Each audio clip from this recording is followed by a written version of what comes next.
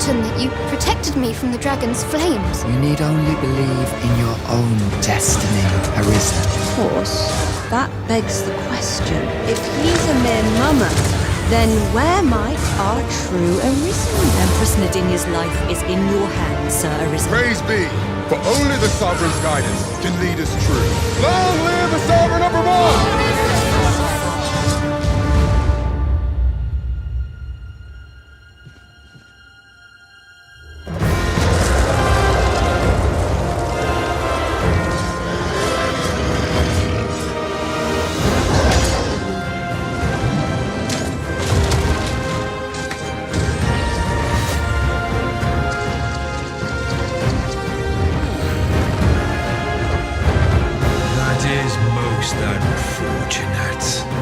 But it doth not release thee from thy fate.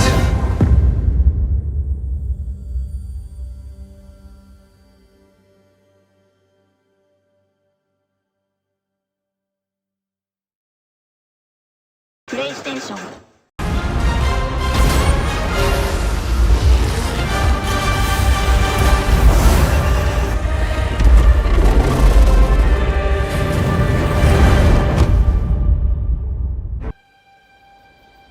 At last! The bell has tolled on the age of the console.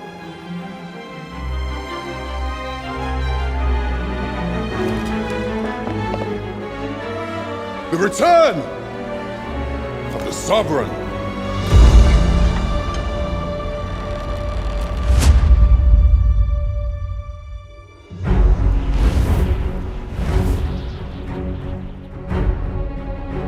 Welcome, Arisen. We pawns have long awaited your arrival.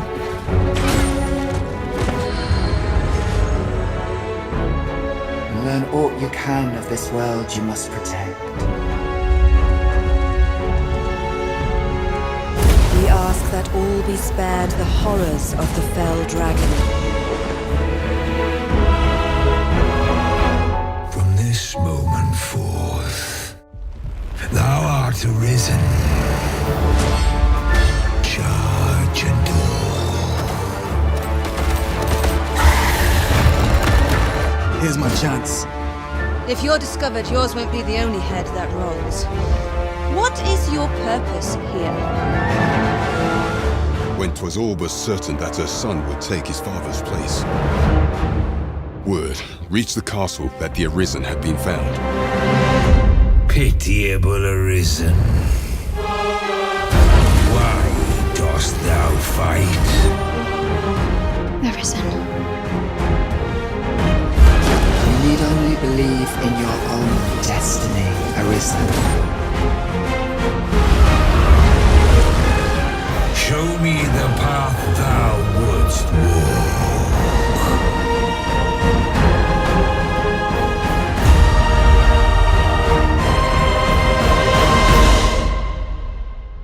If ye intend to do what I could not, and fell the dragon true,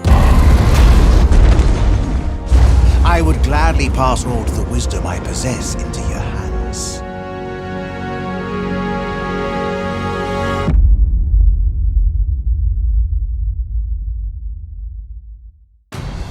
How was that? We're excited to finally be able to reveal the release date for Dragon's Dogma 2. First, let's go over what you just saw.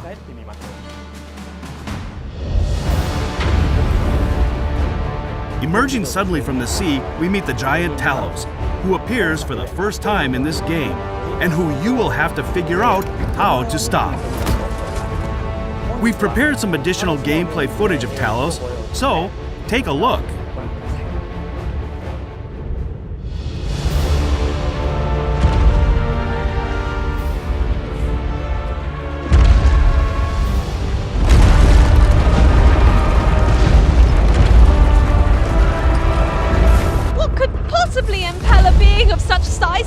destruction.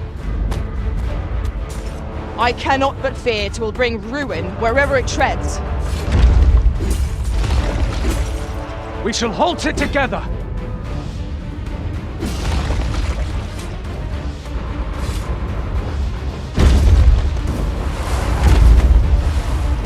It seems to me there are plenty of places our feet might find purchase on its hulking prey.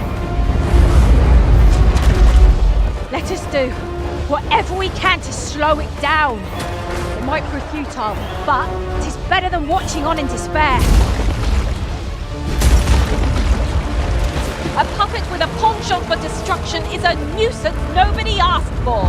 Let us be rid of it. Indeed. And where is it bound, I wonder?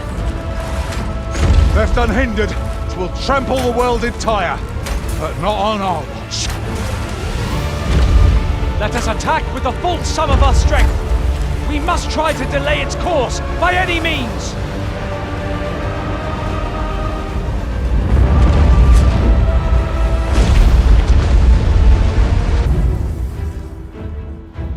Dragon's Dogma is a tale of the Arisen, whose heart is taken by the dragon. While this sequel mirrors the world setting of the first game, the adventure takes place in a parallel world. Vermund is the human kingdom, where you will be drawn into the power struggle for the throne. To have her son take the throne, the Queen Regent Disa plots to set a false Arisen. But why are pawns serving a false Arisen? On the other hand, the Beastren nation of Batal treats pawns as the source of misfortune, and instead worship the lambent flame to ward off calamity with Empress Nadia at its center. Both kingdoms recognize the dragon as a threat, but their thoughts towards pawns and the Arisen differ. What will happen to the player, caught between the beliefs and plots of these two nations? You can learn more about some of the game's intriguing characters on our official website, so check it out.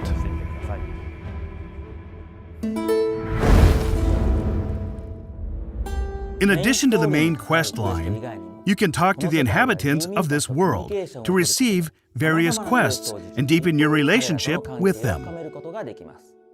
For instance, let's look at this quest where you need to befriend some Elven siblings.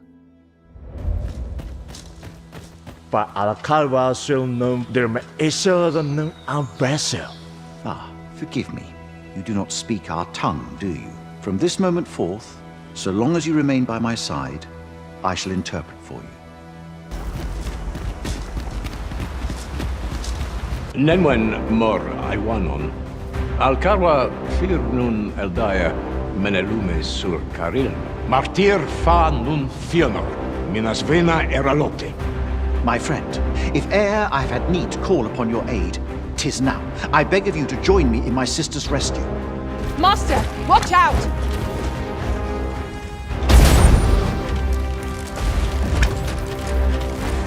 This battle is ours!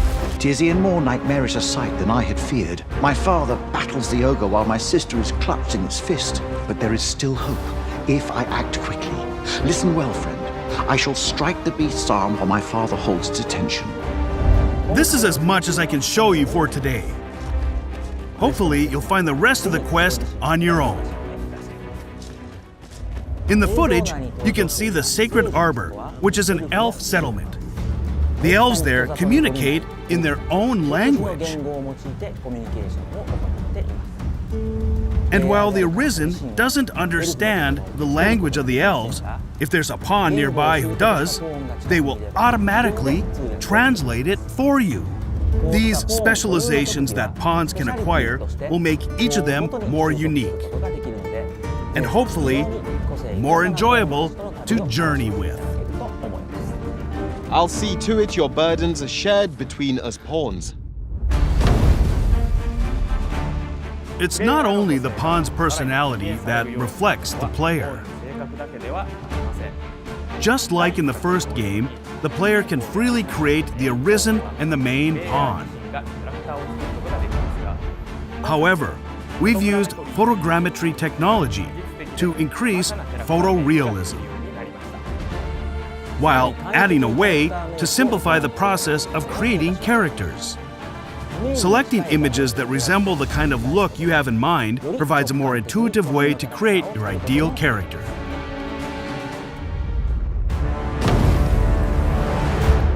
Now, I want to introduce the Trickster, a new vocation that's sure to bring something unique to your gameplay experience.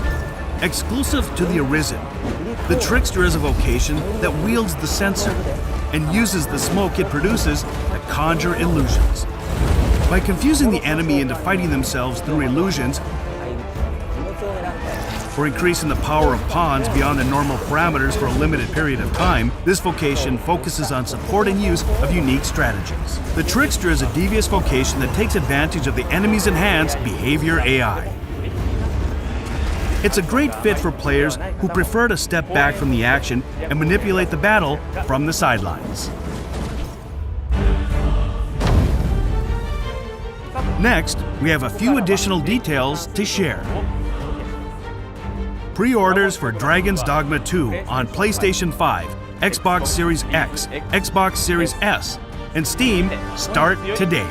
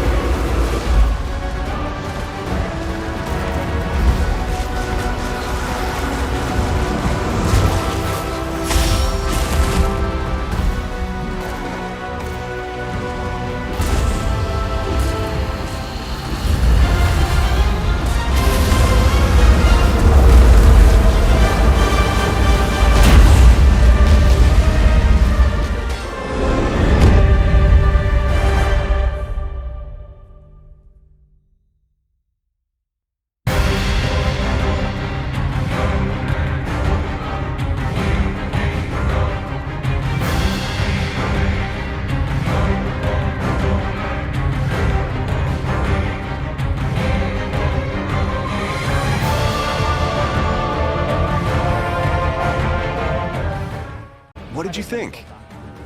The action RPG game Dragon's Dogma was released in 2012. Now, a decade later, I'm proud to share a look at the highly anticipated sequel, Dragon's Dogma 2. Today I want to talk about two characteristics that Dragon's Dogma 2 will inherit from its predecessor. First, Dragon's Dogma 2 will be a single-player game, but with pawns at your side, it will feel like co-op. And second, gameplay will feature action role-playing mechanics set in an open-world environment. In the Dragon's Dogma series, you embark on your adventures with pawns, otherworldly beings controlled by AI. Alongside the player-controlled Arisen, you can embark on your journey with a main pawn that can be customized to your liking, as well as up to 2 additional support pawns you can borrow from other players, to form a party of up to 4 characters. Pawns are controlled by the AI and are now capable of even more precise decisions than in the previous title, helping you in the midst of battle. They can also help guide you to new locations, or give you a high five following a successful battle. It really feels like playing in a party with other players. Dragon's Dogma 2 is built with the RE engine, resulting in a dense world woven with high graphical fidelity.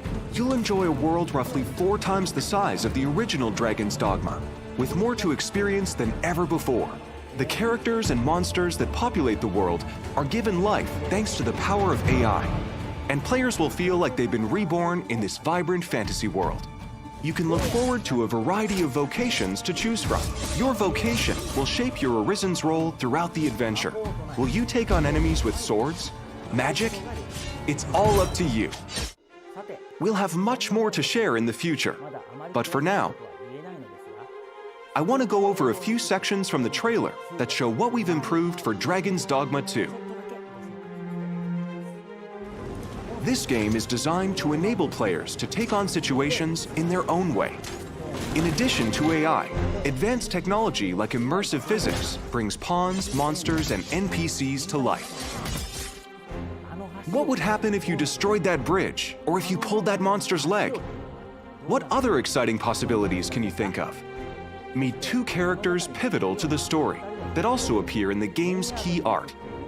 Ulrika, a bow wielder with a deep connection to the Arisen, and Nadia, a high priestess of the Beast Ring, which appear in the series for the first time. What destiny awaits? How will they affect your fate?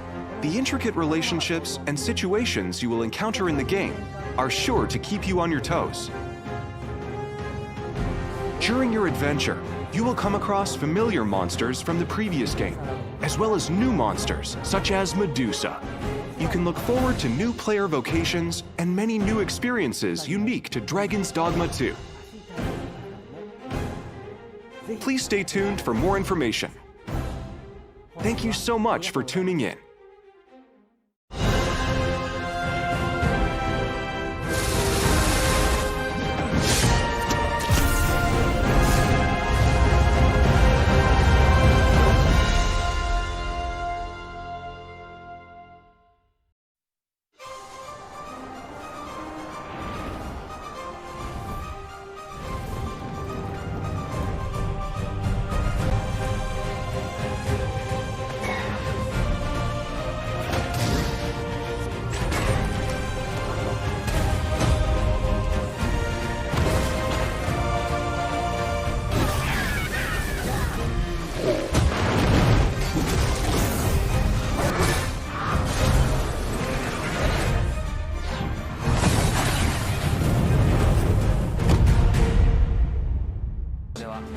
The action gameplay is designed to challenge your creativity, and although this is a single-player adventure, AI-controlled companions will accompany you throughout the experience.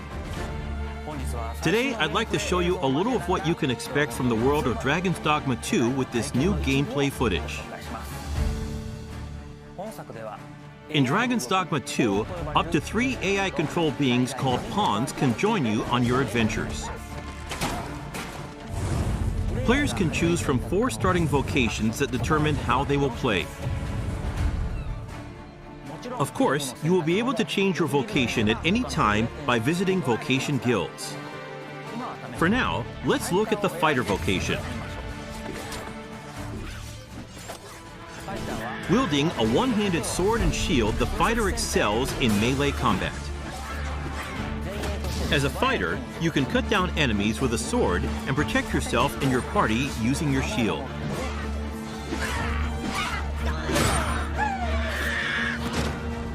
As we keep going, we can see some harpies in the distance. As an archer, you'll be better suited to take down enemies above you. Let's see what they can do. The archer is a vocation that uses a bow and arrow to attack enemies from a distance. Make full use of your arsenal, including exploding or blighting arrows. You can also aim at your enemies like a third-person shooter.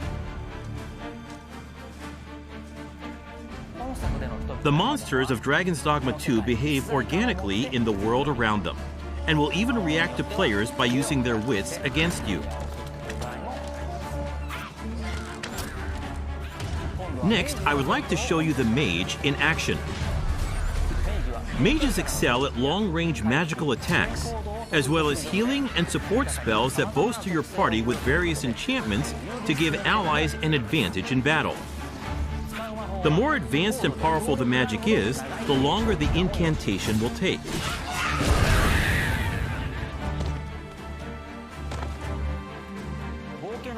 In addition to the pawns you adventure with, you will occasionally act with other inhabitants of the world. What's this? We're trapped.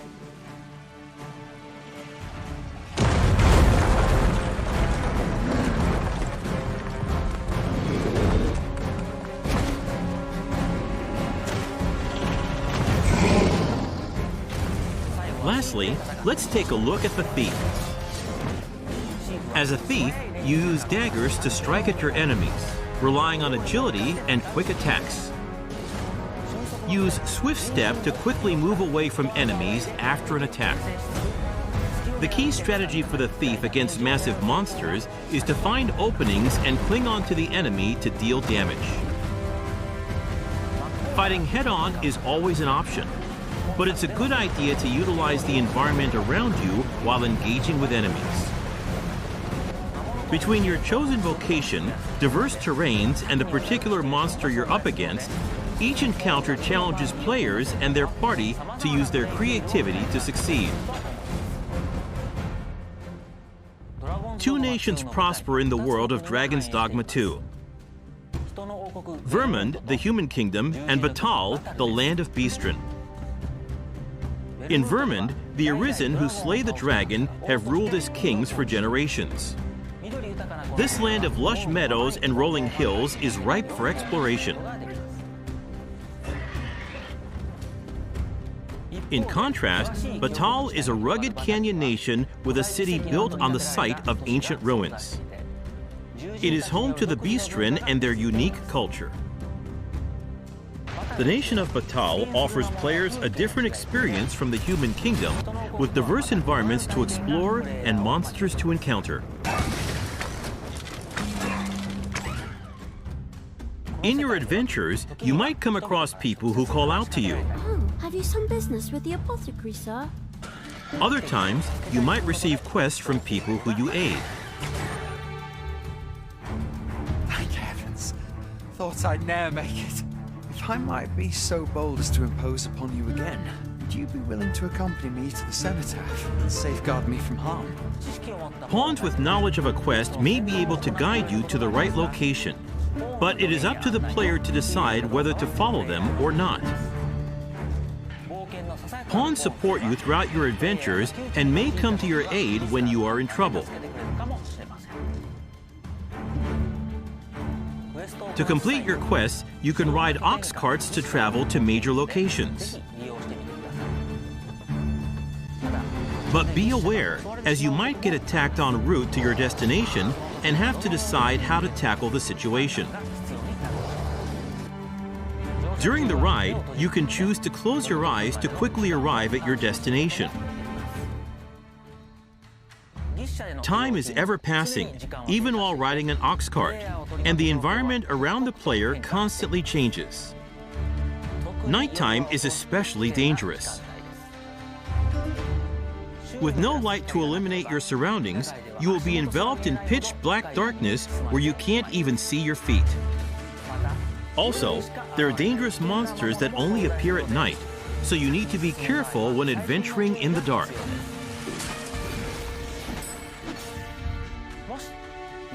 If you have a camping kit, you can find a campsite to spend the night and recover your health. Good evening, Arisen. 'Tis the honor of my life to share your journey, Arisen. To wrap up, I'd like to introduce some advanced vocations that become available as you progress in the story.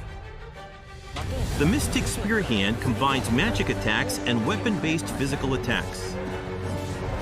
A good all-rounder, they use their duo spear at close range and magic at long range. They can also use magic to block an enemy's movement or throw multiple items at once.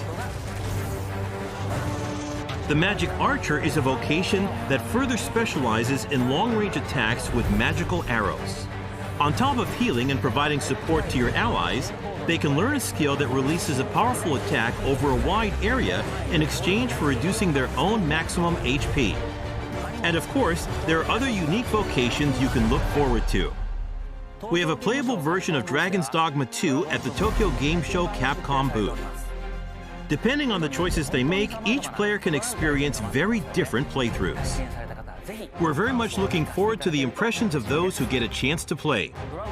Dragon's Dogma 2 is being developed for PlayStation 5, Xbox Series X, Xbox Series S, and Steam. Please stay tuned for more information. Thank you.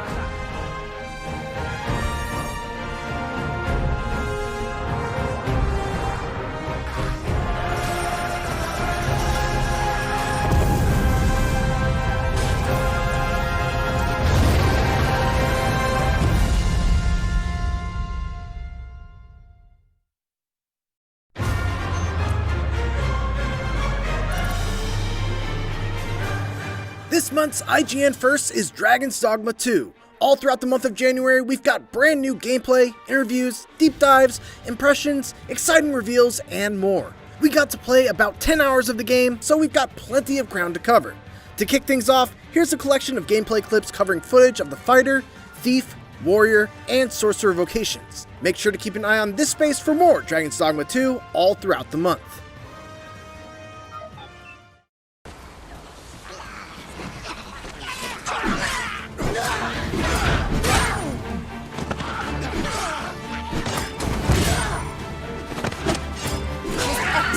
I could have done no better.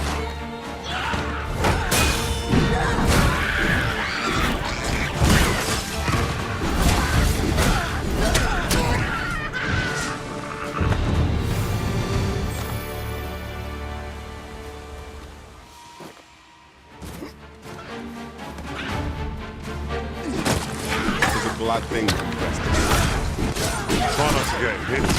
Let's do that wind once. Stay with me. Halt, if you will. I see you've been drenched. Dry off as soon as you can. Strike with fire fury.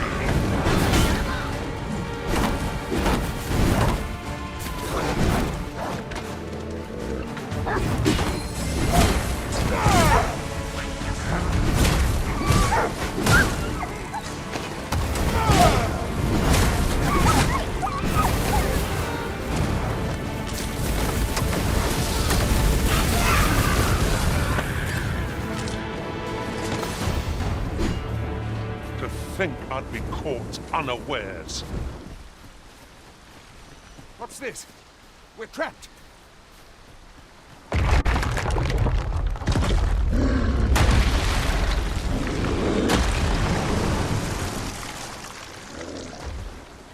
Fine! A Cyclops! To think we'd encounter one here of all places. Cyclops! Great, be on your guard.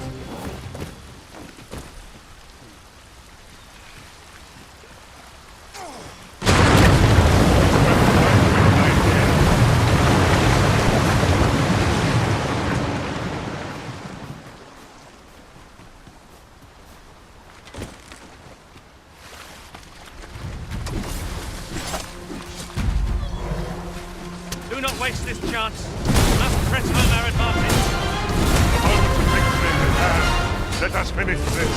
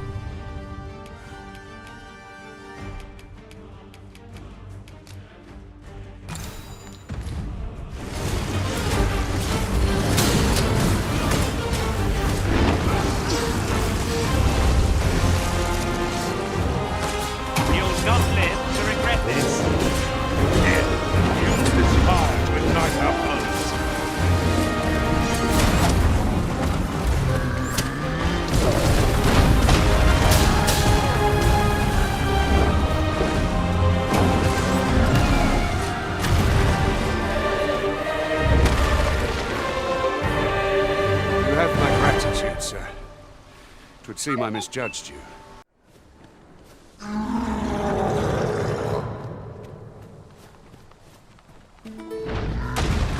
Do you mind coming over here?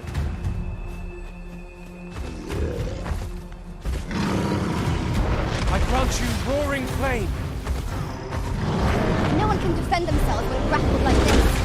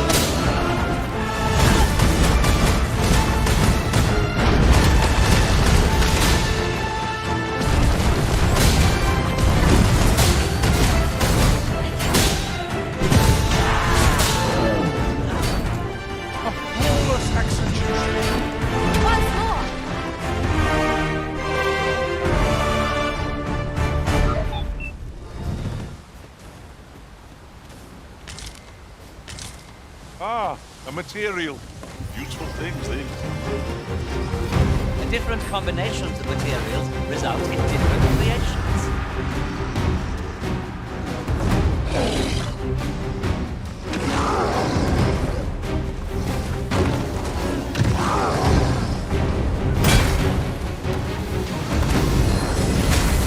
You'll not live to regret this.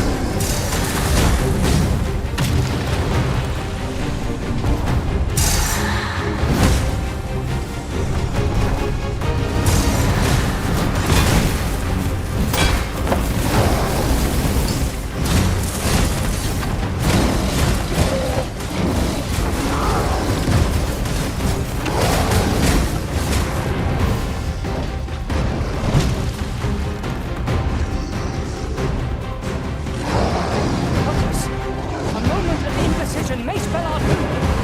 Very well.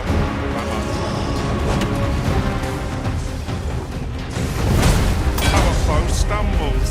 Just one more push ought to bring it down. The moment of victory is at hand. Let us finish this.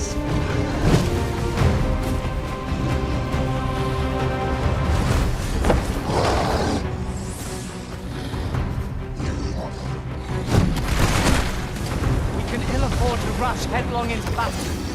Let us watch our foe carefully to determine our best strategy here.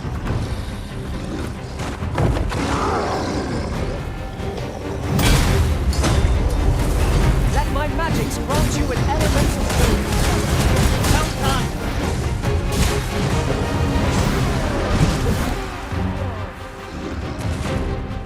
Ocus, your strength arisen!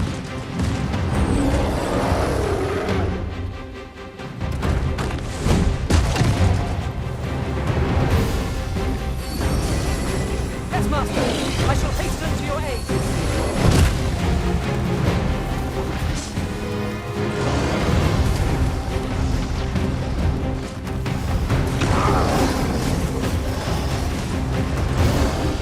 Feast your eyes on this.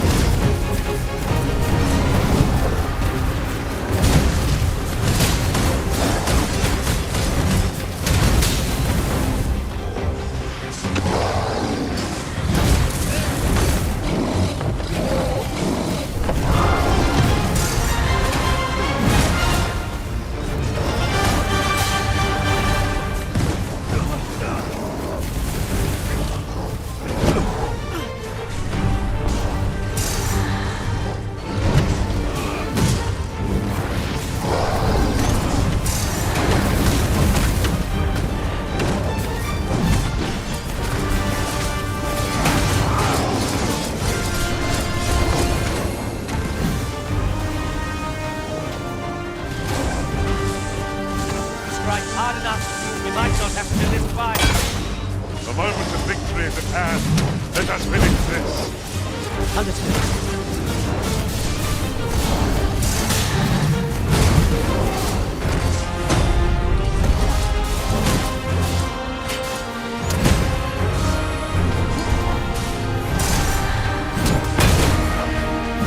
Want to leave? You've got to fight for it, guys.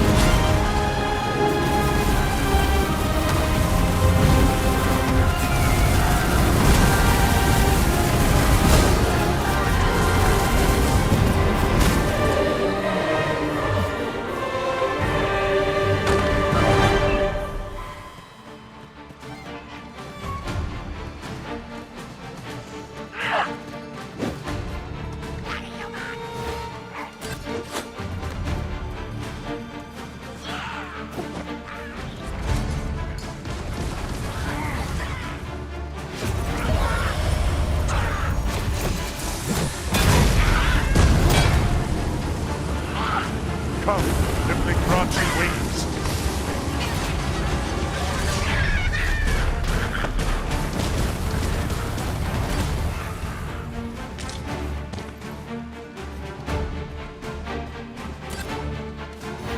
Shall we seek out the young man from the other day?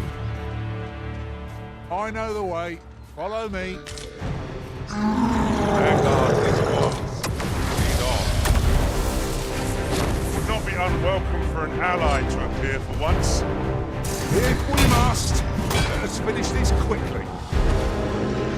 Very well, I must.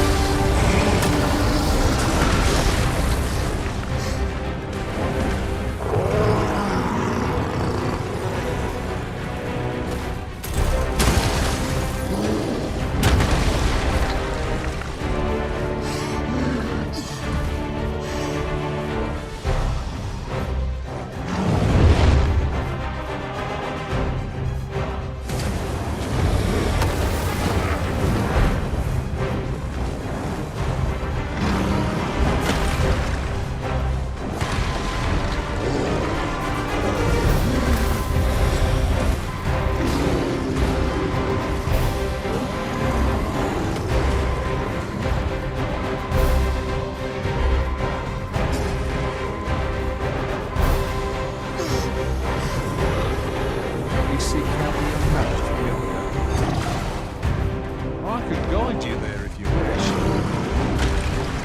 Well, I'm only glad that I don't have to lead the way for a change.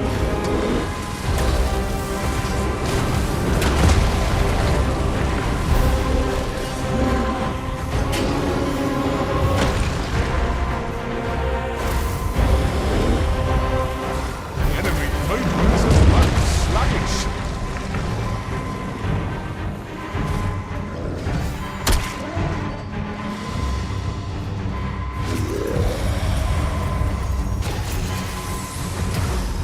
Let us see what you're made of!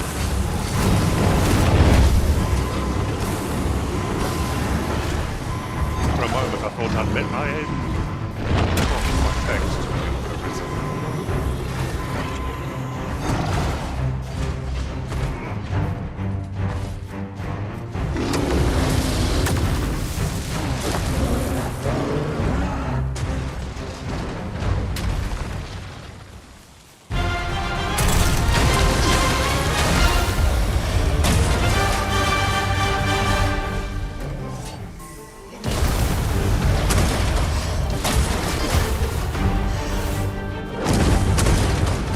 Strike hard enough, and we might not have to do this twice.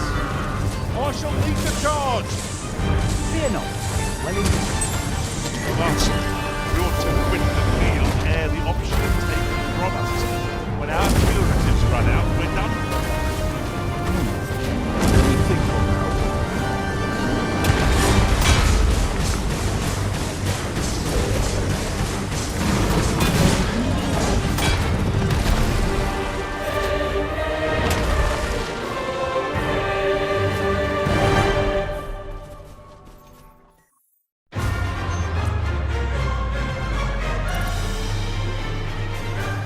This month's IGN First is Dragon's Dogma 2. All throughout the month of January, we've got brand new gameplay, interviews, deep dives, impressions, exciting reveals, and more. We got to play about 10 hours of the game, so we've got plenty of ground to cover. To kick things off, here's a collection of gameplay clips covering footage of the fighter, thief, warrior, and sorcerer vocations. Make sure to keep an eye on this space for more Dragon's Dogma 2 all throughout the month.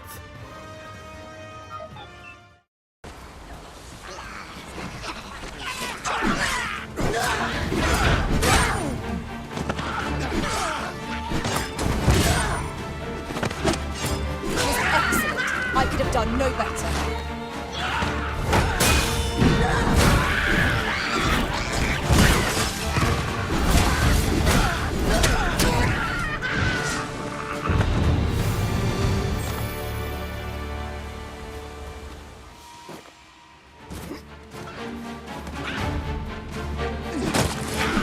will add things compressed. Try not to get hit. Let's do that wind on one side.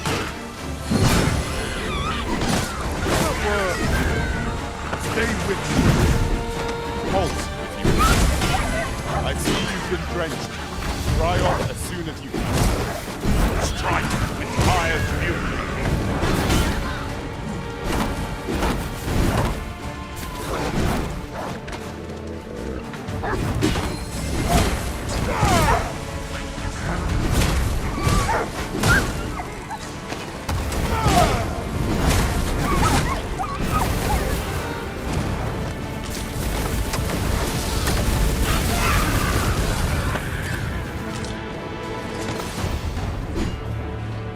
Think I'd be caught unawares. What's this? We're trapped.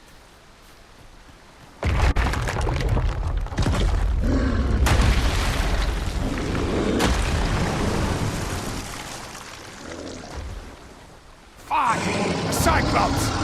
To think we'd encounter one here of all places. Cyclops! Great, be on your guard.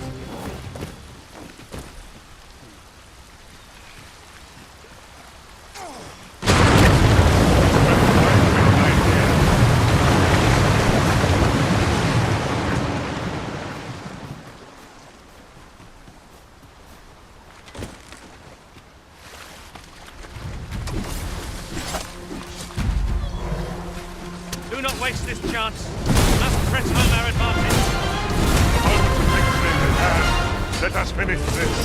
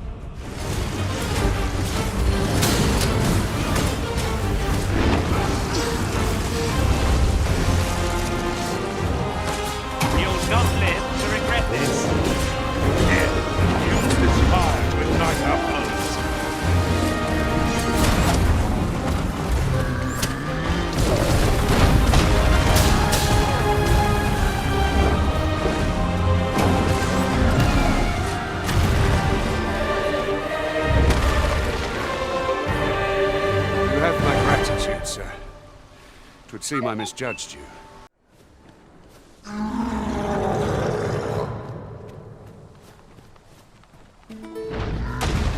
Would you mind coming over here?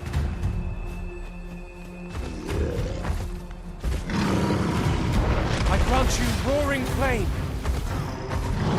No one can defend themselves when grappled like this.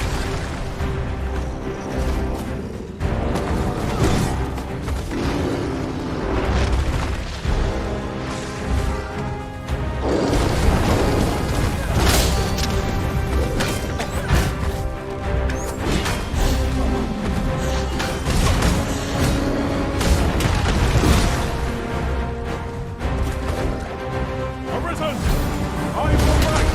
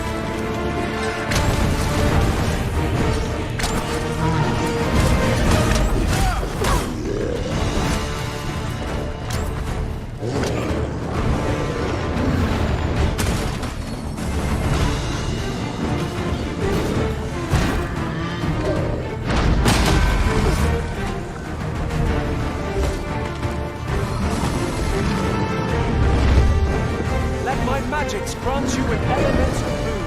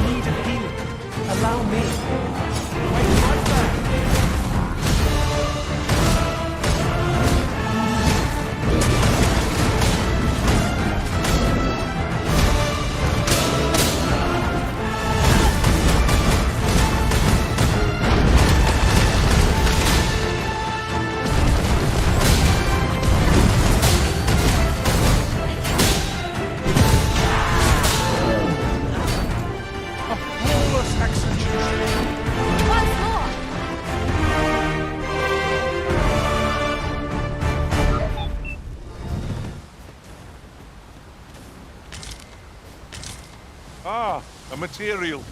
Useful things, these. The different combinations of materials result in different creations.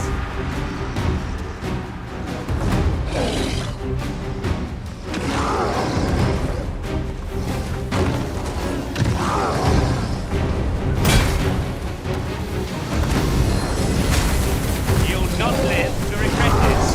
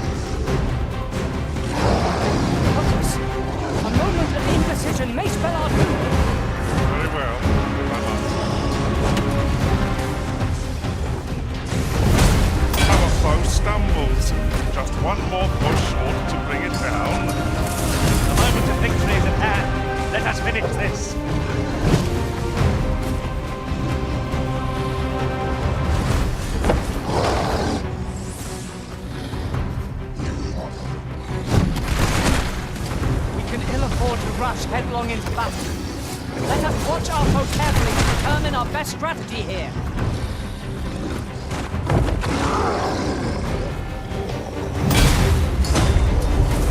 Let my magics grant you an elemental boon. Well done.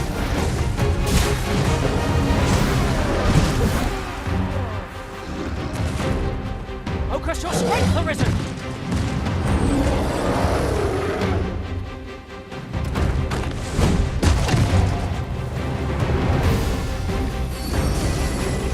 I shall hasten to your aid.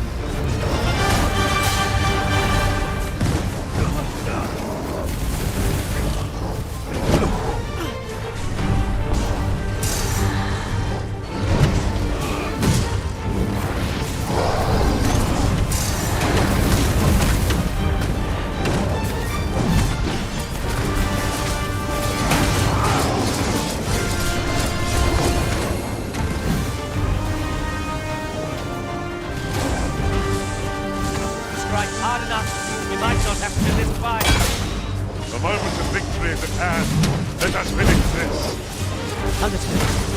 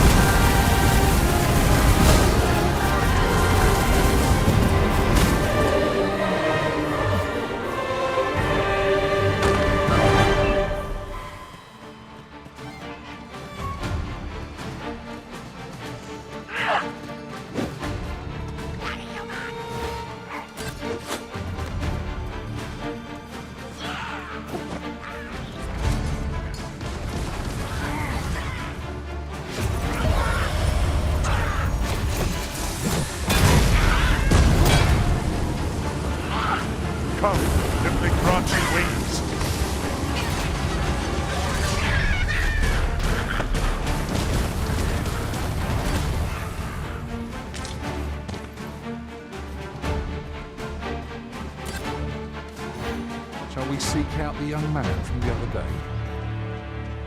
I know the way. Follow me. Their guard is wise.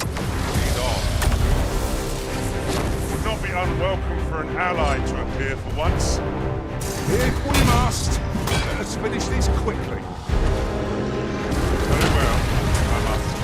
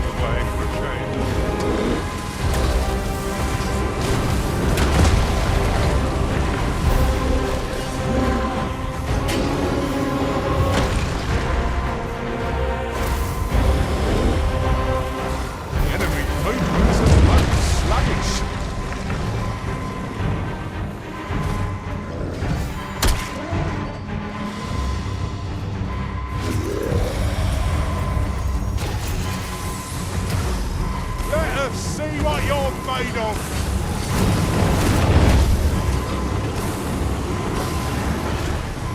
For a moment I thought I'd met my end. Oh, thanks to you, Professor.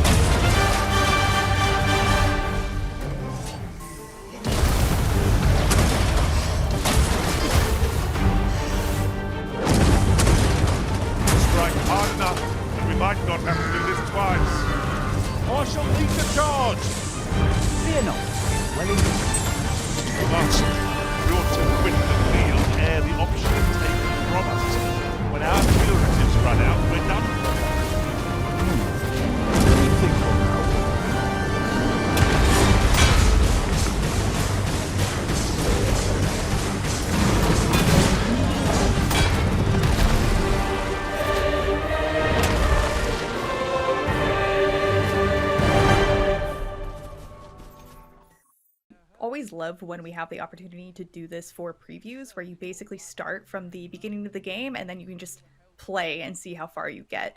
I think it really gives you a better sense of what the gameplay loop is going to be like rather than playing like bits and pieces of the game like chosen for you, you know? And like 10 hours, it's a incredibly long time to be able to get a handle of what the game is. And for Dragon's Dogma 2, we didn't start immediately from the actual beginning, but maybe 10 or 15 minutes into the game.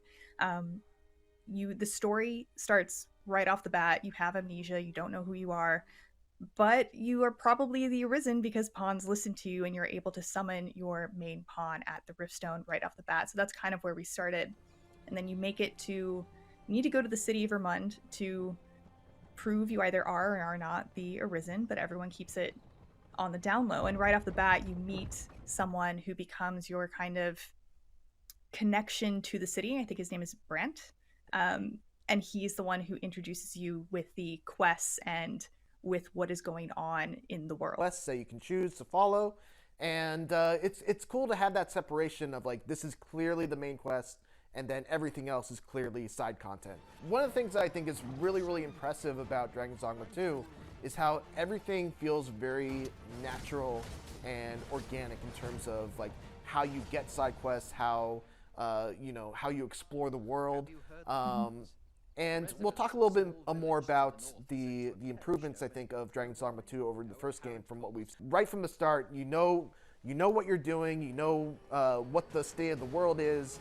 Everything feels a lot more kind of built up right from the start. It's not being built as it goes. You kind of get the full scope of the world right from the beginning, and it kind of grounded me more in the plot of Dragon's Dogma 2, more so than I was in the first game. But yeah, I don't know. How did you feel about that? No, I feel exactly the same way. I feel like immediately your character is entangled in the geopolitical issues of the world, and you become very aware of what is happening very quickly.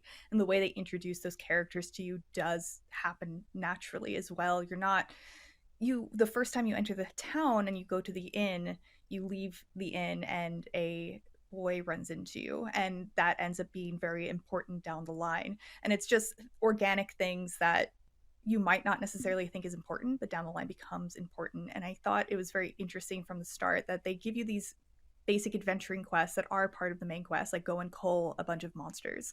But then you also have quests that are infiltrate the town's castle to find more about people's political intentions. And I found that really interesting. I also found those quests incredibly challenging as well. But because of that, you know what's going on, you know what your role is in the plot line very early on, and it's a very important one. I will say that castle quest was probably the one sour spot that I had over the course of this whole play session, just because it's kind of like a stealth mission, and Dragon's Dogma 2 doesn't really have any stealth mechanics, so it's the kind of thing where you're supposed to find like a disguise, but you know, Dragon's Dogma 2 doesn't really tell you a lot of these things. It's a game that doesn't hold your hand, and I appreciate that a lot about it. If you go in a direction, a pawn will, like, you know, point you, like, hey, there might be a quest over here. You follow the pawn, and you have, like, your own little adventure right there with that pawn. And if you're not familiar with how it works in the first game, it basically works the same way. Pawns are these followers that you have, and they basically come from the internet. Every person who plays this game will make their own pawn. You know, give them a vocation, give them a couple of different traits, and then you upload that to like this network, and other players can then go to a Rift Crystal or Riftstone, I believe it's called, and they can hire pawns from other players, bring them into their party, and those pawns take the experiences that they had from the, you know, their home game. So if they have experience with a quest, they'll be able to tell you, like, hey, like, I've done this quest, there's a shortcut over here, or, you know, there's a person we need to talk to that's this way, follow me. And then you just follow them, and it works. And it works, actually, I think, a lot better than it did. There's more customization to the pawns. There's like more to the pawn system overall than there was in the original Dragon's Dogma. But anyway, I really prefer the way this game handles getting you from point A to point B versus a lot of other games. You're not following an icon on the map. You're not following a unnatural line. It's either you bring up your map and you look at it and it's like, all right, it's northwest, I guess I'll figure it out. Or you find a pawn that already knows what they're doing, and the pawn system allows you to sort based on if a pawn knows anything about this quest that you are currently on, which I found very helpful. One other thing, the thief. So in the original Dragon's Dogma, I played as a strider, which allowed you to use both the bow and arrow and I wanted to say dual blades, but daggers, two daggers. And in Dragon's Dogma 2, they split that class into both the archer and the thief, because I think there was a quote that they said that class was a little bit too strong for a base starting class. There is another class, Mystic Spearhand, that you'll be able to unlock eventually that does have long range and close range capabilities, but I guess for a base class, they wanted to make it a little bit more basic. But I still felt very capable immediately from the get-go. You're immediately given core skills that are already on your map, so they are on your face buttons rather, and I felt able to go in and out of combat very agilely, very quickly, and I felt I felt like a rogue. Like, it was just, that's just how it is. And you eventually unlock well, you already have an ability from the get-go called Twin Daggers, which if you sneak up, or if a enemy does not perceive you and you hit them with that attack, it does more damage. That's very rogue-like, right? Very thief-like. And then you unlock additional skills for one that lets you kind of like cover yourself in mud and lower your enemy's ability to perceive you, which makes it easier to get that extra damage bonus from sneaking up on them with the Twin Daggers. And it became very it reminded me of what I would do as a rogue in a D&D campaign, where I would do that move to kind of cover me, and then trying to sneak up behind the group of enemies while the rest of my party engage them in combat so I can get off those sneak attacks. And it was a really fun class the whole time. It works a little bit differently than the Strider. With the Strider, I assume everyone else did this, but I kind of really abused the Helm Splitter attack, which deals more damage if you are attacking from above. But the move this time around works a little bit differently, where it launches you really high up into the air. So if you're attacking something that's smaller, you're not getting all of the hits off, so you can't really rely on that one move to deal your damage the way I did in the original Dragon's Dogma. But this encourages you to experiment with other moves and new moves, and there's so much to choose from, and there's a lot of options and a lot of customizability, even just for the thief. And every vocation now has a vocational ability that's tied to them. Yes. So what's unique about the thief is that they are the only class that I've seen so far that actually has a dodge button. It's the quick step. Right, they have a quick step, and I don't know if it has iframes, but you know, even if it doesn't, just the ability to quickly get out of the way of attacks is a huge benefit to that class. because if you want to get out of the way real quickly of something as a warrior, you basically have to just start a sprint. And yeah, it's tough. But yeah, so to kind of talk about the vocations I played, fighter felt probably the most similar to everything else that or to how the fighter was in the first game. The big thing about the fighter is that they are the only class that has a shield, at least again as far as I know so far. So you can use a shield to parry attacks.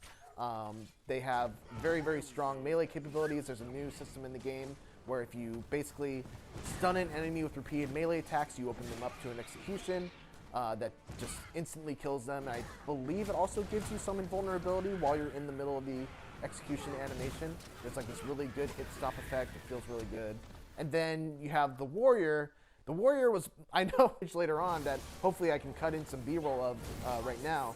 But the big thing about the warrior, slow hits or charged up really powerful hits that you can kind of just, bully through light attacks and just, take a few to do one big shot of your own. But the big new thing about it is that there's an ability you get much later in the vocation that allows you to time button presses with your attacks. And so if you time an attack press just as your attack hits, you'll instantly go into your next attack. And you can keep that chain going, so you're just going you're just cutting through things like this if you're able to time it. And you deal huge damage because, again, the warrior is a class that's all about big damage but slow attack. But then they also have this skill that lets them, negate some of that disadvantage if you're able to properly time those attacks. And it felt really good. I was cutting through some bosses, and yeah, I love the warrior class.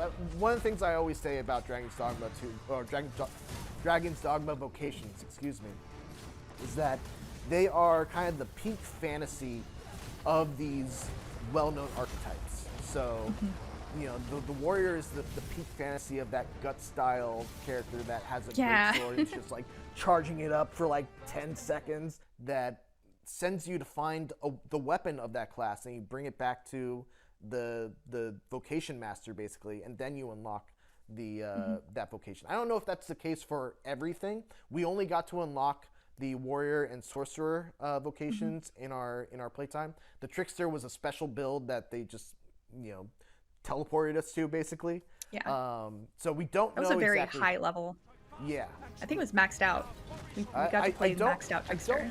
I don't know if every single thing was maxed out. We had the highest versions of the skills that we had equipped. So the move that sends out a fog that gets you aggro. Suffocating Shroud. Suffocating Shroud. That probably had the max range on it. When you first start off with the trickster, that might not have as wide a radius. I feel like there are two schools of open world design. You've got the Assassin's Creed style of design where you just put everything on a map, and the player gets to go to every marker and feel okay, I've done everything in this area. I've crossed off all the side quests. I've done all the minor collectibles. I can move on to something else. And then there's kind of this emerging school of Elden Ring and Breath of the Wild, where the map is pretty barren, and it's on you to kind of fill in the markers as you find stuff.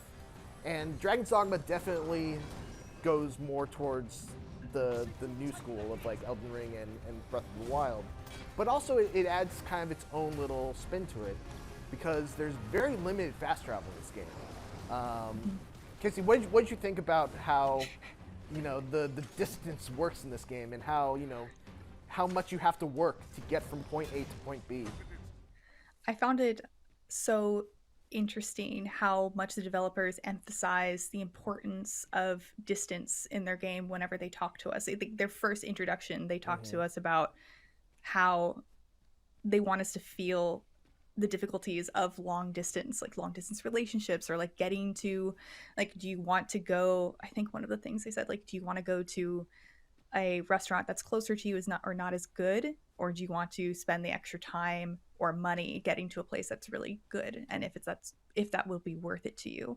and their goal was to make the travel worth it despite the cost or risk, as you said, Mitchell, to get there. And I definitely felt that a lot, the cost and or risk, because as you said, fast travel is incredibly limited.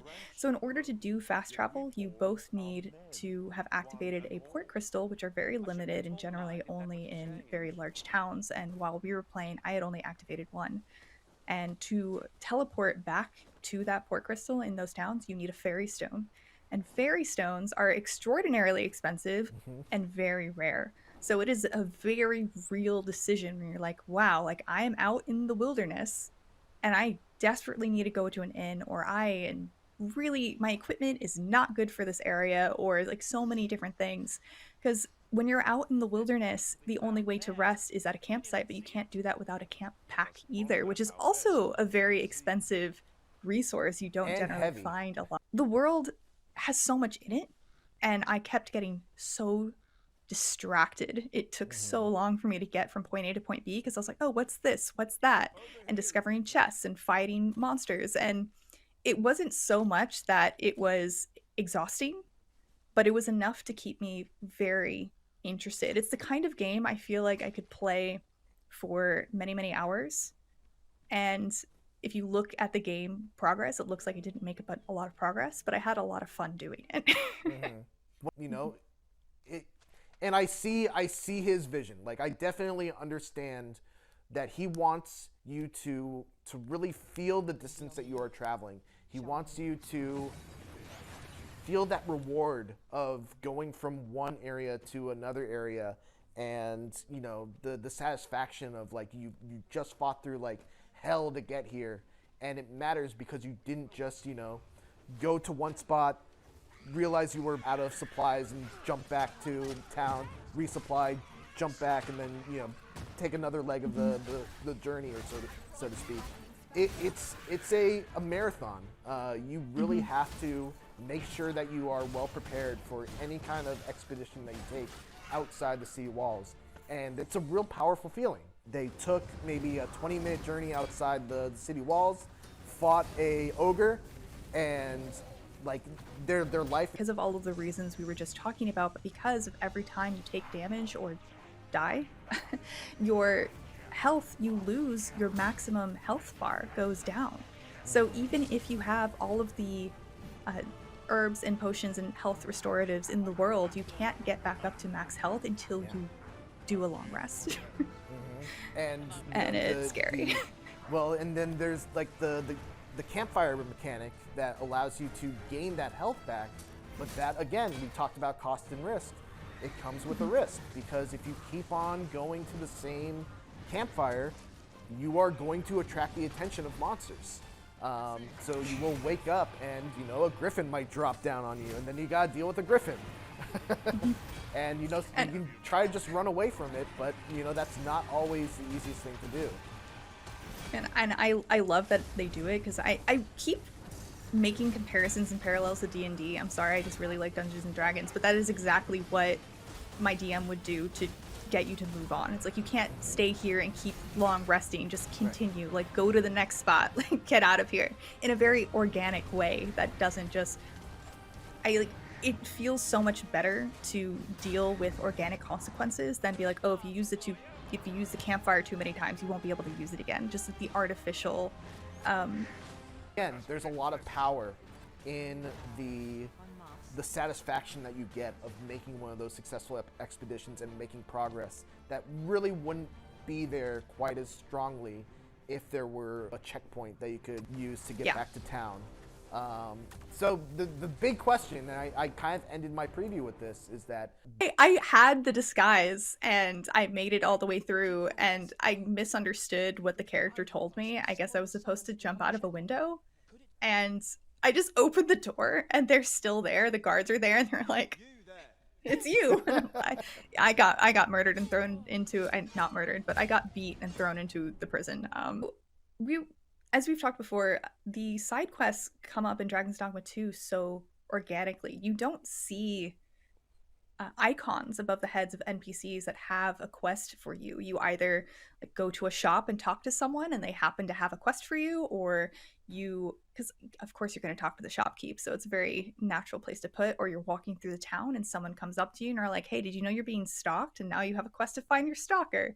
And in this particular instance, I got to a town and talked to someone, and they told me they tasked someone to collect an item for them, and now they're missing, and they want me to find that person to get the item for them, and that person's there's gonna be consequences for them if I turn them in like this. And I get this quest, and then a little bit of time passes by and I meet someone new, and it happens to be the guy who's missing with the item, but he actually also lost the item, so now he wants me to go find the item for him. But he did have nefarious intentions with it. He was going to sell it and run away with the profits and not tell his employer. So now you're kind of left with the decision, like, who do you help? What do you do? And the interesting thing about the side quest as well is the game doesn't tell you where to go or what to do and how to get this item. You just have to figure it out for yourself, or you have to go find a pawn that's done it before. And I just find it very interesting whenever games give you choices like that, really understand how the class works. But basically it's about not dealing damage yourself, and instead of controlling the battlefield, your strategician, I think is the word. You're just strategizing. You're a person who strategizes. Yeah, you're a person who strategizes. You're pulling aggro, you are creating illusions, you are trying to direct the flow of battle and buffing your party while trying to take the attention off of them, while also doing things that disrupt things. So you have this one skill, it's called Dragon's Delusion, which is probably, seemed very powerful. I used it against another monster that was just as big as the illusion. I don't think I'm allowed to tell you what it is because I wasn't allowed to show that footage, but it worked to great effect and knocked it back, even though it's just an illusion, which gave my party a huge advantage. Because if you've played Dragon's Dogma, if you knock down a large creature, you get a lot of free hits off of it, and it can be a very powerful tool. And the other thing you want to do with the trickster is put down illusions of floor over the edge of a cliff and try and get them to attack your simulacrum that you put there. And so you're not directly dealing damage, you're just making them jump off a cliff. So you don't even have to fight them. Yeah. It's a really cool class. It's probably the class I'm most curious about, especially late game, and dealing with bosses, because a lot of it relies on messing with AI, like the enemy AI, to get it to do something. To show the Sphinx, what did you think of the Sphinx monster and all the little riddles that it had? Man, I want to comment on the Sphinx design real quick. I love really the design of the Sphinx. When you first meet her, she occasionally makes expressions that are pleasant and attractive, and then sometimes she makes these smiles that are just not human. And I think that just speaks to that she is, I know she's right behind you, she's really creepy, but I love the way they incorporated design elements from a lot of the different mythological like cultures come from. I mean, you have like Egyptian and you have Greek, and there are different tellings of what the Sphinx looks like and what they do, and they kind of like pull that all together into the visual design of this monster, and I find her very intriguing and beautiful and interesting. And then talking to her is just such an experience. She gives you riddles. I was just going to say fighting the Sphinx was also a really fun and unique experience, and I'm sure there's more to that fight than what I saw. I'm sure there's got to be an item somewhere that weakens her. I just didn't have it in my inventory, I think. Pre-orders for Dragon's Dogma 2 on PlayStation 5, Xbox Series X, Xbox Series S, and Steam start today.